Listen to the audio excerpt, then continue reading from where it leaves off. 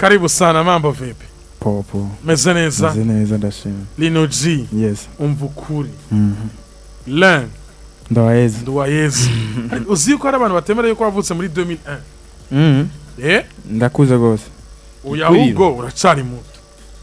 2001. No ndaharenga rero. Ya. Ndi hejuru yaho. Benshi nibaza ko atatahura ino saha. Abantu ico badatahura nuko umuntu ashobora gutangura umuziki akiri muto. Yes. Ariko 2001 ni Ayo yatanguye umuziki ufise imyaka ingahe garini? Natanguye kuja muri studio mfise imyaka 15. Kenzo. Yeah. Aho riga mu kangahe? Mu w'icenda. Nevye mu w'icenda guco ye. Yes, all the way from Kayanza. Asanzwe muri management ya Wema Entertainment. Asaga tuturimbire ku ndirimbo yitwa Player. Hama dutangura neza ikiganiro yitwa LINO-G ni Buja FM ni Hit Connection. Let's go. Ubundi je sindi umwana mubi. Sindi umwana mubi. Ninjuti zinkwegera mu dukumi. Gufata kamwe tuhashumi keshumi. Bama bambuza kuryama ngufata basi n'akanyuma cye dutaha. Maze kunwa bamabana ngo kini pasi nkaburi nguvu zo kuvyanka. Iyo ngize ngo mbiko dufaranga ngo nta modoka y'ibihumbi cana. Mukugura turana ngo nta nzu tuzubaka mu gisagara. Yawe imihanda yangize player boy. Sinabonye inshuti zanyazo right now. Murangwana n'ibibazo simbona inyungu kandi nama muri aso. Ubu mpora muri vava vibe. Barananyigishije gutamba. Kumamura n'ababana bafise umutima mwiza wo gutanga. Izi swingi zo mpora mpanga ko zireka. Ariko sindavyibuka kiretse iyo nanyoye nkaboregwa. Ni agatima gakubita.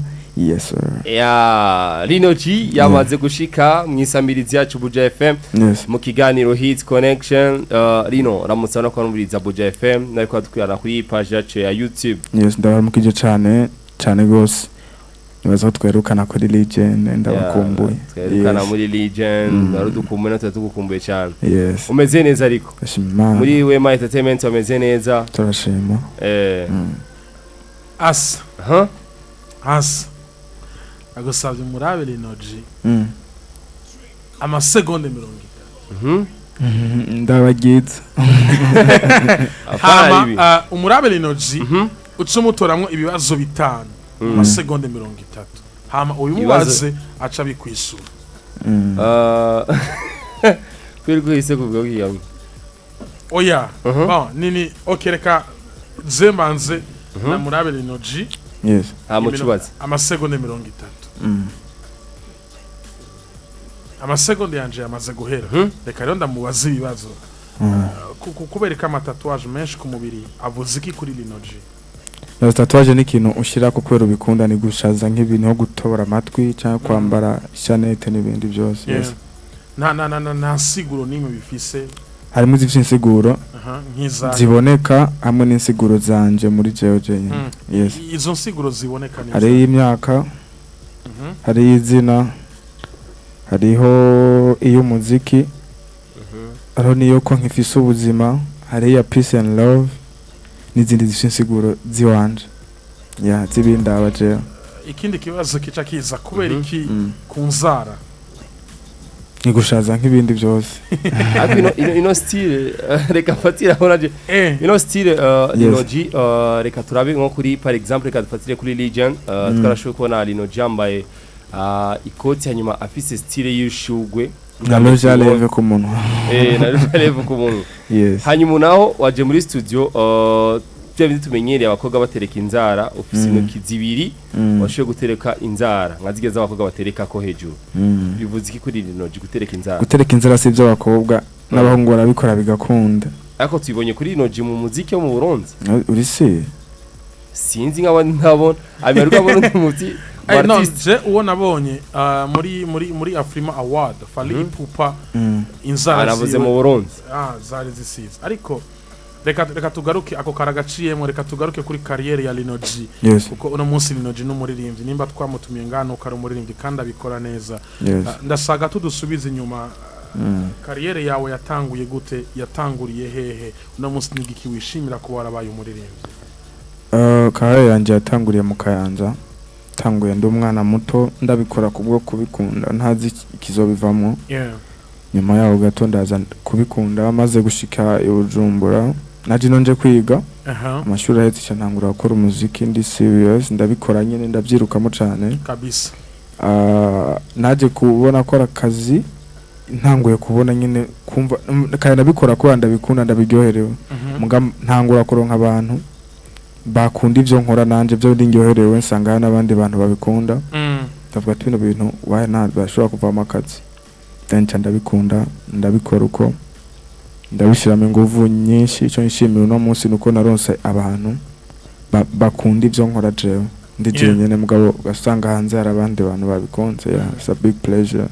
ndabishima cyane yes turumvise ingene vyatanguye ariko igihe cyose iyo umuntu atanguye ntabura challenge zitandukanye agenda aracamwo nizahe mbogamizi LINO-G yagiye arahura nazo kubera iki yise LINO-G umva ukuri imbogamizi cyane cyane ni kubura support cyangwa bagufasha ariko naje kubitahura ko umuntu wese aboneka yageze ahantu hari umuco itara ryatse ni abantu babona ibiri ngaho abantu iyo kiri mu mwijima ntububoneka birumvikana kubura hano yijimye ataboneka igihe n'icyari bwagere ngo iyo support nifuza kiri yagiboneke ibyo naje kwitashye bituma ngira ingufu zo kubandanya nkora uko bimeze kose hanyuma kwitwa LINO-G naza ko ni izina nihaye jewe nyene ubwanje ngiye gutangura umuziki ko sine kuguma nitwa Ndowayezu Lino izina nayo nitwa ku rusengero no kwishuri nategeza guhindura kugira ngo mbone ko ndingiye mu kandi kazi Lino ni izina ry'iwanje kuzika akantu gatahuriza kaze kuduga kuri stage tugira duhamagare Ndowayezu yes Lino ni izina ry'iwanje nawe n'abavyeyi G nayo yari ikatiye twavamwe yitwa Gitaramuka abantu benshi bo mwiyo katiye wafata izina ryawe karenza ko G G umva iyo G representinga katiye twavamwe yes uno munsi nigiki wishimira kuba waraje muri music industry uno munsi nigiki wungutse uno munsi nirihe banga kwibira abandi kuba uriho uhagaze kandi wiruka cyo nishimira cyane experience narose experience nyinshi ku myaka yande naho yo bari mike cyangwa myinshi nditunze biciye mu mwuga wanje cyo no shishikariza abandi ni gukora ico wumva ko kikurimwo maybe Imana ishobora gira uko nyene kubera inguvu n'ubushake wagishizemo Zakari ni jambere tumwakiriye kuva sinya amasezerano muri Wema Entertainment I think yes ni jambere Wema ivuze iki kuri LINO-G Wema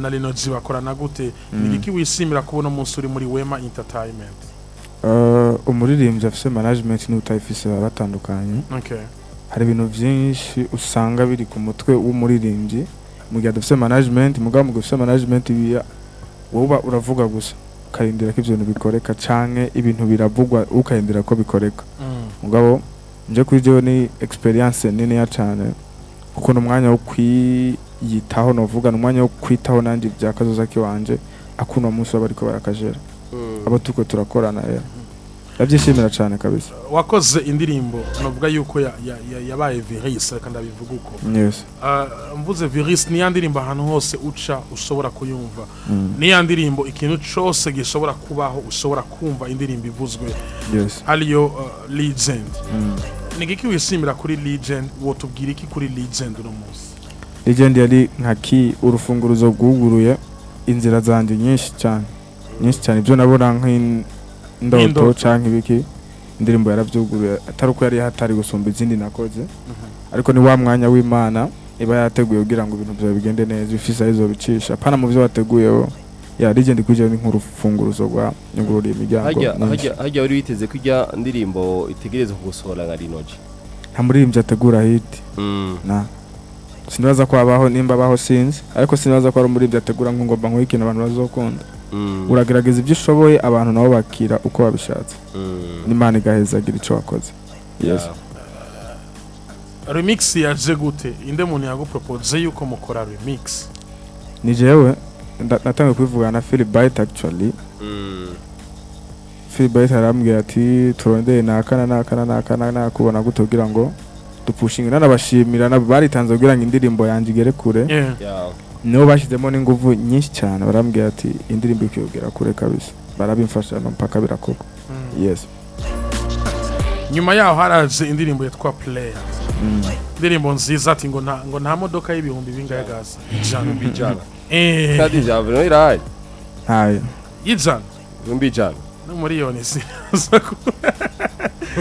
ariko umuntu agerageze kumva indirimbo ati ngo tujye ubuzima ko nta modoka y'ibihumbi ijana ibaho ndasaka rero tubwire nubwo yabutumwa buri mu ndirimbo Player ni indirimbo ufata gute Player ni indirimbo wanditse iminsi ngahe Player ni indirimbo yakugoye gute mu kwandika no mu gusohora first of all Player yandikiwe rimwe na Legend zazi hari zose kiriya gihe zose zazi zihari hanyuma yamaze rero nk'imyaka ibiri nagumye ngenda nkura ko nongera ko gato nkura nkuramwo nsubizamo ariko ni indirimbo nanditse nshaka gutanga ubutumwa ku bajene tubaye uko tubayeho ubu ashaka gutanga ubutumwa bw'ibyo tubayemwo urabona ko ubu ufise 100 wumva kumengo ntacu ufise ngaho mu gisagara n'ubundi abagenzi bakubwira ati afu 100 ntaco bizogura cy'akamaro rero nashatse kubwira urunganwe twikebuke tumenye ko vya 100 niho bibika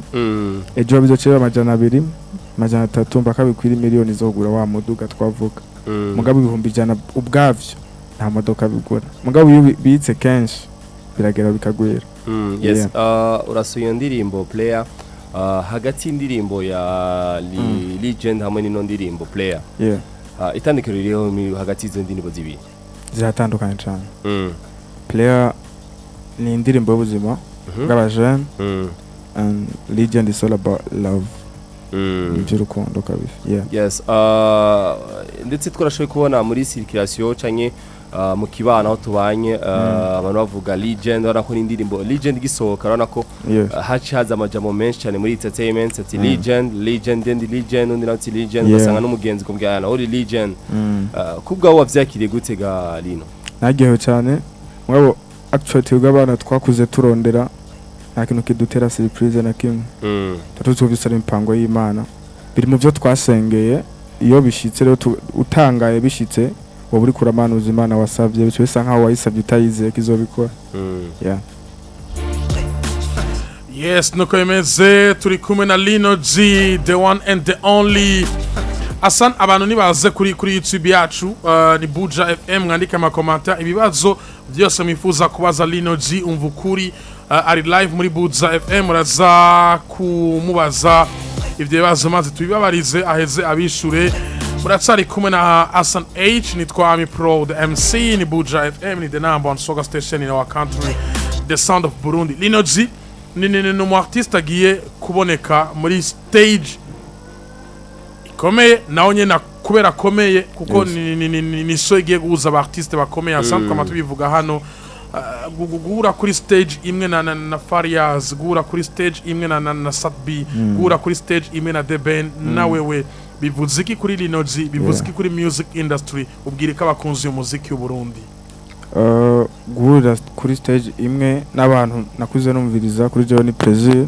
it's a big pleasure for sure n'ibintu nyene biri muri byo nakubwira twasengeye kare sinovuga ko ari surprise cyane gose mugabo biri mu byo nasengeye jewe kera ku bintu nk'ibizoba nazo yuko ni Imana yabikoze ku mwanya wayo kuri jewe ni experience ikomeye ko banzo bandi kuri same stage with Big Fizzo Satbi na The Ben nazo ko ni ibintu bikomeye cyane kuri jewe bivuze ikintu kinini ku muririmbyi akiduga mu generation yacu birakomeye cyane kandi binaha inguvu generation turi kumwe yose ko tutari mu gihe cyo kurondera amafaranga ahubwo turi mu gihe cyo kurondera experience yes ikibazo kica kiza ngaho asana usaka ka ni turi mu gihe cyo kurondera amafaranga ahubwo turi mu gihe cyo kurondera experience itwamara kuranga experience tuzoronka amahera menshi tumenye no kuyatunga kuno munsi ushobora ku miliyoni 10 jewe ata experience mfise kuyatunga kejo nyene yampereyemo ndayamaze kuko aje yihuta nta sindi byo ngiye kuyakoza yes ari abantu bazi kwishura ibibazo bana nico hari n'abantu amafaranga atabatera ubwoba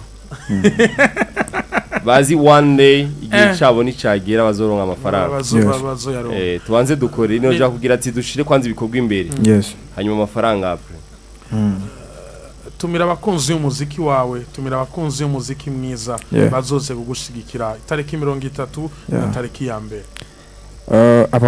abakunzi ba Buja FM abakunzi ba LINO-G abakunzi b'umuziki ndundi abakunzi b'umuziki nyarwanda numvise abanyarwanda nabo barahageze babagera ku gihumbi ndifuza kuzabona turi kumwe muzoshigikira Burundi muzoshigikira abana banyu muzoshigikira abanyarwanda kuko turi igihugu kimwe deja turumvikana cyane nazo ko tuzogerwa kubabona uko turadukora kugira ngo tubone ingufu zanyu natwe nje duhana ingufu zo gukora ibikurikira bimeze neza tuzishimira kubabona cyane uzi yuko ndibutse asa yari yicaye kuri iyo ntebe nyene aravuga ati je umuririmbyi ngiye guha collabo ni LINO-G aravuga n'amateka ndibuka ko na Dodo yavyumvise aravuga n'amateka aravuga ati LINO-G n'umusore uri bukijambo yavuze Sabi yavuze ngo LINO-G n'umusore ari discipline icisha bugufi cyane n'umusore yicisha bugufi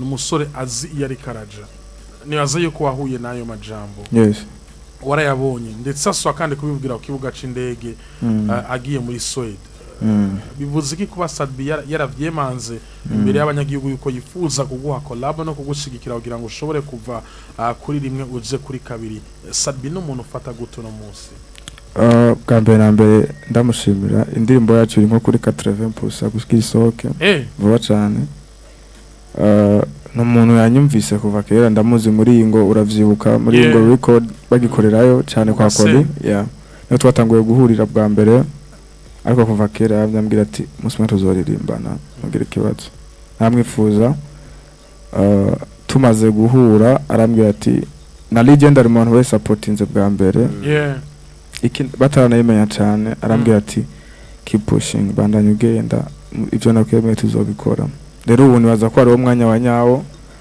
kandi je uko biri kose nubaha abankuriye nubaha unsumje itafari rya ryose ko ashobora kumanyura ku gipande nanje nkadoze ubaze ko indirimbo mugiye gukorana na Sat indirimbo mugiye gusohora na Sat izoshika na LINO-G izofasha iki muri music industry nazo ko Sat ubwiwe no muririmbyi akomeye cyane hano iwacu no muri kano karere kose itegezwa kumfasha nka LINO-G uko biri kose je nishimiye kwanza ko indirimbo ihari is a dream come true indoto zanje ziri kubukuri cyo cyambere nishimiye naho indirimbo uko izogenda Imana yarabipanze yakoze ivya mbere ntaho yagiye nibizo bikora twarashoboye kubona abandi ba artiste bako baragira ama repetition cyangwa bagira imenyerezo ku gitaramo kizoba ku munsi wa ku munsi w'Imana turashoboye kubona Sabi ariko aragira live ariko aragira imenyerezo turashoboye kubona Big Fizzo naona ko nyene The Ben ku munsi weje agishika amasaka ku mugoroba narashobora kujya twitegeko na LINO-G ari mwitegero guha abarundi live cyangwa dushaka kubaha playback nje navutse niteguye naje kwisi gushikana isezerano ry'Imana ubwo rero jya munsi n'umunsi wo gushikana isezerano so umunsi wo kwitegurira kandi nje navutse niteguye cyane iva mu nda namejeje kwitegura direct rumva iryo nshya nukuvuga yuko ariteguye bavuga ngo hagwa imvura hagwa isegenya hakizuba ndi tayari nico bisigura nta legenda callinga online legenda fukamiri ninja nta legenda tinya gucitinga nta legenda inumwa tinya break up ku munsi sinzi ko umaze no kubibona asa uzokumvirize ijwi rya LINO-G ariko araririmba muri studio donc indirimbo isohotse umvirize n'ijwi aririmba nka acapella nta kintu na kimwe gihinduka tudizera ko ata bintu birebire bashira muri studio ati utrava ijwi ryawe gute Imana yararikotse Imana ikirima yari yaje kurikora byose cyongera muri studio mperahetse LINO-G kubera iki ibintu byawe byose ukunda gushira Imana imbere ati jewe Imana ikintu cyose Imana amaze gipanga ari uko nyene niko niyo education nakuranye nakuriye mu muryango usenga cyane ndafise bashiki banje babikira abanko ba patiri nanje nayize mu ishuri ry'abapatiri nakuze je ndi umuntu asenga nakuriye mu bantu basenga cyane naho je no ntasenze gose mbwa nakuriye mu bantu basenga mi proromva ko hariyo n'ibintu tutatuzi kuri LINO-G ko tuce tubimenya ati je famille yanje presque harimo abapadiri hariyo n'abamanse tubizi nico gituma kenshi nakuriye mu jambo ry'Imana nico gituma kenshi ngunda gushira mu jambo ibintu byanje imbere Imana indirimbo washo kuvuga muri B tugikorana nawe nchasoma super half ivyo yanditse ati hari igikorwa gikorana na Sadbi kandi igikorwa bwizigeze muri 80% kino gikorwa tucitege ryari kwira n'abantu barakumbuye kujya Sadbi yasho kubivuga ati igikorwa kigiye kuza LINO-G unaho ni kanye ko kubaza ati igikorwa mwaragikoze nyama mutari gikora mwiteze gikora ryari cyo kizosohoka ryari indirimbo igeze kuri 80% I think it's like 20% ababa nka 20 gusa kugira ngo ihere ubwo ibintu byose baragiye muri studio ibintu byose biri hafi guhera ndibaza nta gihe Imana itaza indi mipango niyo project kurikira Superf yanditse ngo uyo muhungu LINO-G ntiyandika neza gusa munyumvirize no message yandika ibitangaza kandi indirimbo yo barayikunda sana ngo uyo muhungu LINO-G ntiyandika neza gusa yandika ibitangaza show ya VIP sinshaka kuyigaruka ko cyane ariko dimanche hazoza abafana ba The Ben Big Fizzo Satbi ariko aba LINO-G bazotangaza benshi ndabarahiye uratahura uburemere bw'ino message ati uye muhungu ntiyandika neza gusa nukuvuga yuko LINO-G ntiyandika neza arenze kwandika yandika ibitangaza dimanche kuko soya ya VIP nayikonta ko cyane erega so mu bisanzwe ni nabanyagihugu ni nabo banaryoherwa dimanche hazoza abafana ba The Ben Big Fizzo Satbi ariko aba LINO-G bazotangaza benshi ndabarahiye kandi muzobinyishuza namumenyesha makuru wa hano kuri Buja FM kiganiro B Sports ino message uyakiriye gute ndamushimire cyane first of all ndagiye cyane kumva ko araba appreciating ibyo nkora bumva nyine ko ari ibintu bikomeye nkuko bivyangoye nanje ubwira kandi nawe ni artist nawe naririmba ni no muri asindirimbo yitwa umumurize iyo abumva tutota I know ndamonze message yakiriye gute ndagiye cyane kumva ko ari n'umurimvyi mugenzi wanje mbwa kayumva ko ntandika neza like ya appreciating ibyo nkora Imana muhezagire cyane yes Imana muhezagire cyane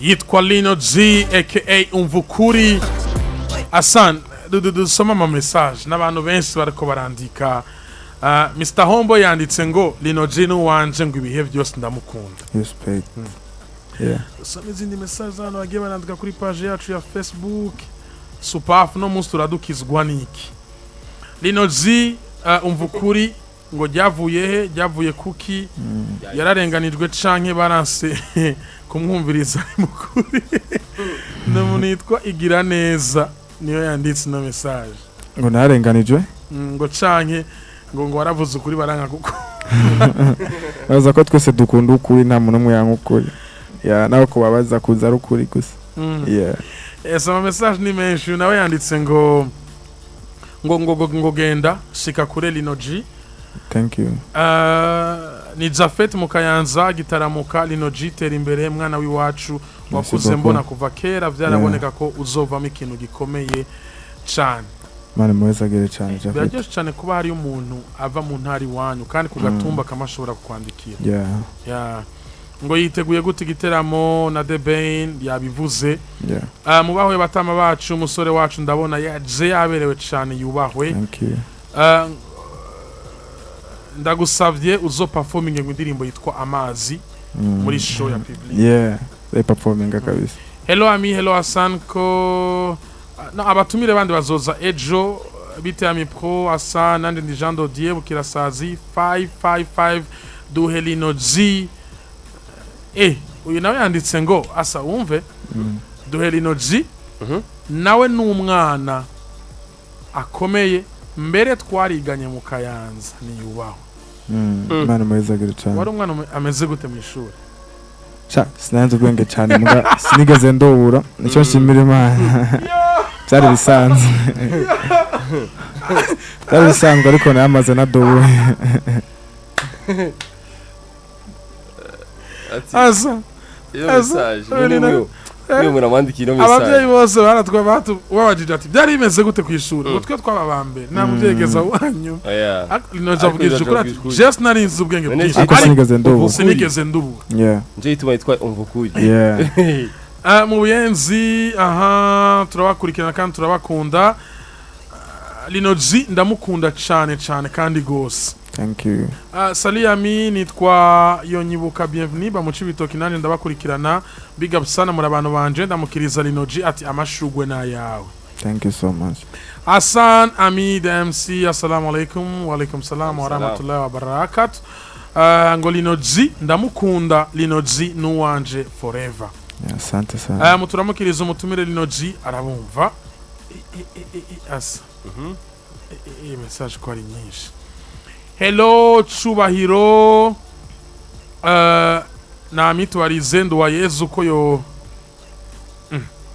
ngo ko yoshobora guperforming indirimbo ziwe live none si indirimbo ziwe LINO-G office collabo na Double J cyane gose igiye gusohoka vuba nayo yarakozwe aba video byose biri hafi guhera use na collabo na Dramati afite indirimbo stock yawe iruzuye ariko urabona ko uno musore afise Lino novuga ati waje muri game neza ati kweriki ugerageje kuraba aba artiste bose baragushigikira uhereye kuba legend kujya sho kuvuga aba legend ushika ku mu artiste wanyu numu artiste wese ugerageje kuraba usoha indirimbo gusanga akora posting ku marezi social urana ko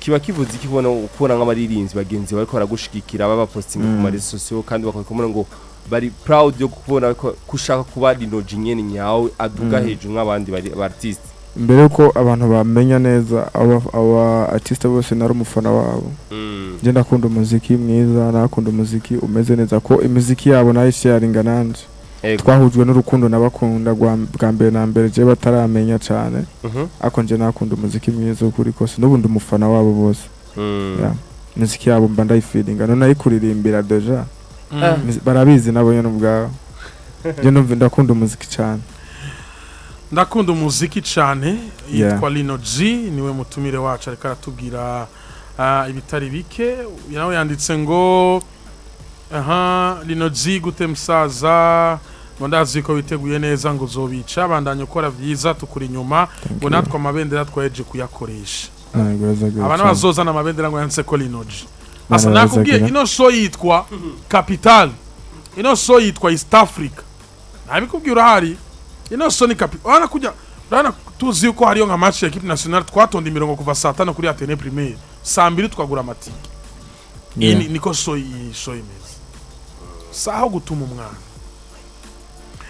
ni Vianney Mix kuva Nyabugete nandi ndamura mu LINO-G courage no munyakanyanza w'iwacu kandi turamukunda mu bisanzwe ivyaririmba nijwi giwe birajana akane muri akarere ka East Africa bamwitege azonabica natwe anatwice na vibe ziwe za music murakoze cyane ama message ko ari menshi n'abantu benshi barako barandika dusimira umuntu wese ariko aradukurikirana kuri Buja FM kuri the number one soga station in our country the sound of Burundi ni Hassan H nitwa Ami Pro the MC Hassan indi wazo byo kubaza LINO-G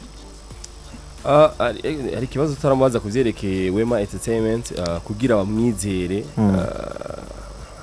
bafatiye kugira LINO-G ashobore kuja muri Wema Entertainment byagenze gute ndumukozi ndakora nazo yuko ufise umurima ushaka kurimisha rondera umuntu azi gufata isuka ntondera utanguye kuyifata uwo munsi ngo igende ugiye gufatira isuka mu murima wanje nazo ko uraba umuntu yamenyereye gufata yasuka yino kwambwira ati ndafisa no kurima kuva mutanguye korana nabo ubona ibintu uko abishaka niko biragenda nabona uko abishaka niko bikora bibakoreraga Lino nazo ku mande zose turiko turagerageza mwese mu byo yiyemeje kubikora ya hajya mufite amasezerano ngana gutira na Wema Entertainment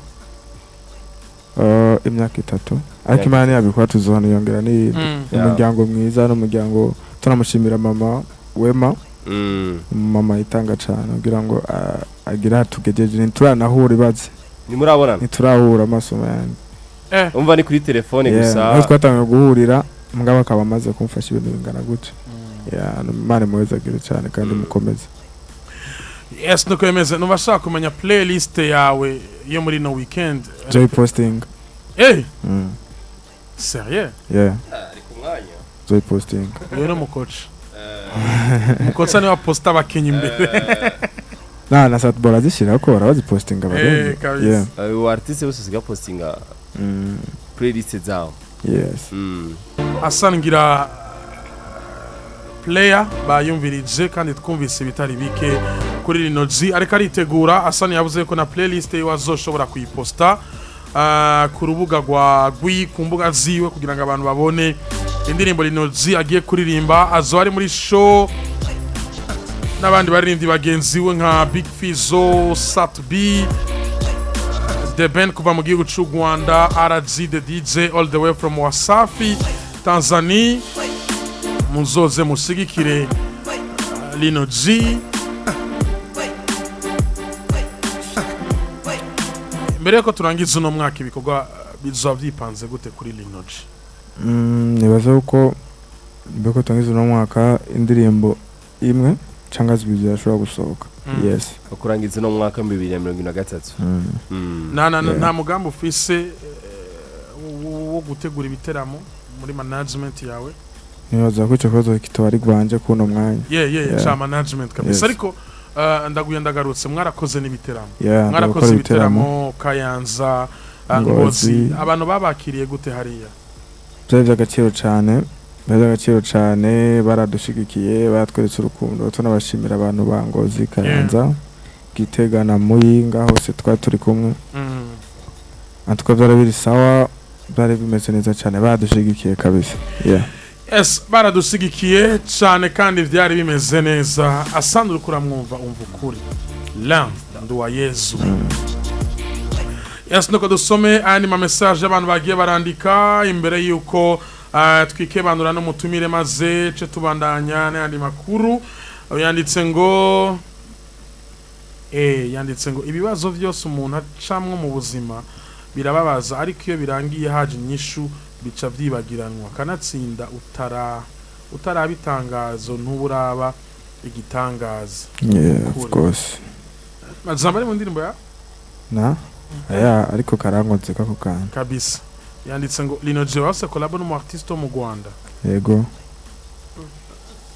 iyo barinde nimba atari bana zizosohoka ni nyinshi cyane sumwe gusa Lino Kayanza turagukunda du acapella ku ndirimbo number 1 muri kumwe na Billy 257 sindayoka yakera hope uyurumva ko nakuzi uyu nawe yanditse ngo bite LINO-G Kayanza turagukunda cyane ni wirambire ndakunda kumviriza indirimbo zawe ngo dimanche turi nyuma yawe Murakoze cyane ndishimira ko babona abanyakayanza biwacu ndi Jafet mu gitaramuka umugenzi wa Hari akorera Musumba Style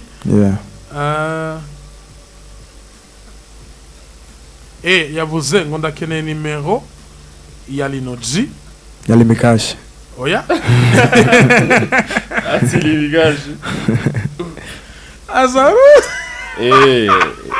weli kirukirangwe nimero ya telefone nimero ya mikashi ngo nimero ya WhatsApp tuvugane gato ariko nimero ya mikashi bari nimero ya gukorera cyane hanze uko batakoresha ngo akorera hanze igihugu ari unatanze gusaba inimero utumya iminimero ya mikashi weli nimero ya mikashi ni irengana kandi abari ya pere iwawe kabisa umartiste umuronse yes nuko yemeze ni LINO-G umvukuri ama message ni menshi asa ni menshi ni menshi ku buryo azuri kurabona ama message ngena ariko arinjira yanitse ngo LINO-G ndagukunda cyane ubahwe ngo LINO-G uri wanje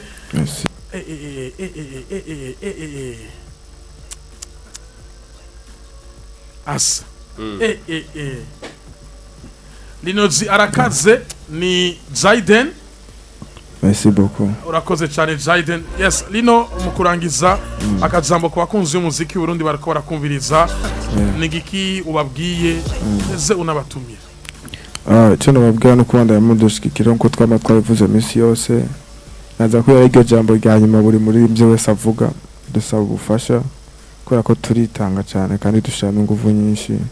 Akicyo tuba dushaka no kubona ko tudatamba twirorera. Manda ya mudushikira.